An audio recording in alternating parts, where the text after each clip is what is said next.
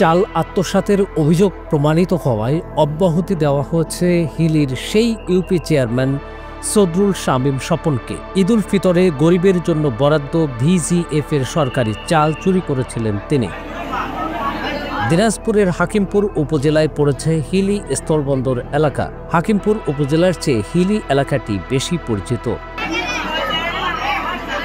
এই হাকিমপুর উপজেলার ১ নম্বর খট্রা মাধবপাড়া ইউনিয়নের প্যানেল চেয়ারম্যান ছিলেন সদরুল শামীম স্বপন। তার বিরুদ্ধে বিজিএফ এর চাল আত্মসাতের অভিযোগ নিয়ে ১৫ এপ্রিল রাইজিংবিডি.কমে গরিবের চাল গেল কোথায়, চেয়ারম্যানের বিচার দাবি শিরোনামে সংবাদ প্রচার হয়।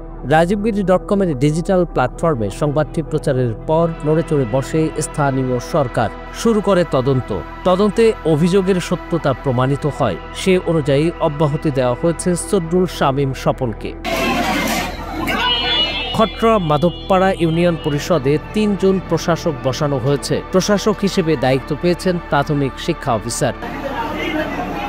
৪ জুন বিকালে বিষয়টি নিয়ে কথা হয় দিনাজপুর স্থানীয় সরকার অধিদপ্তরের উপপরিচালক মোহাম্মদ রিয়াজ উদ্দিনের সঙ্গে। তার বিরুদ্ধে গত ঈদের যে ভিজিএফ বিতরণ নিয়ে অনিয়মের অভিযোগ আছে এবং সেটা তদন্তে প্রমাণিত হয়েছে। এর প্রেক্ষিতে উপজেলা নির্বাহী অফিসারের প্রস্তাব অনুযায়ী প্রশাসক নিয়োগ দেওয়া হয়েছে। সেখানে ওয়ালটন আবারও মিলিনিয়ার অফারে ওয়ালটন ফ্রিজ কিনে আপনিও হয়ে যেতে পারেন মিলিয়নিয়ার। মিলিনিয়ার ছড়াছড়ি দেশ জুড়ে, এটা শুধু ওয়ালটনই পারে।